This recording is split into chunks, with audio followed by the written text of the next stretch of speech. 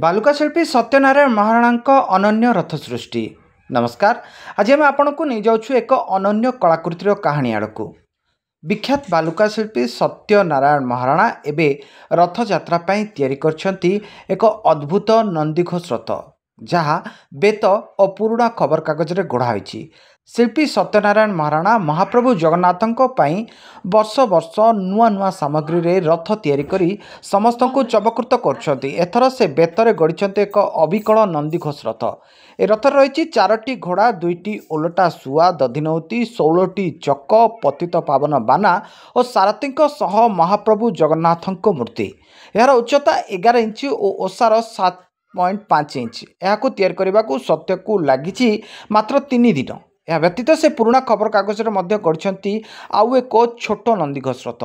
यार उच्चता 3 इंच और ओसार 2 इंच। रंग दे यहाकू एते आकर्षण करा जायछि जे देखिले आखि फेरिबो नाही। यहाकू तैयारी करने को लगी मात्र 4 घंटा। सत्य कहते ए सबू कालिया ठाकुरंको इच्छा। तांकर एही अनन्य कार्य विश्व रेकर्ड सहित समस्त मन जिणिछि।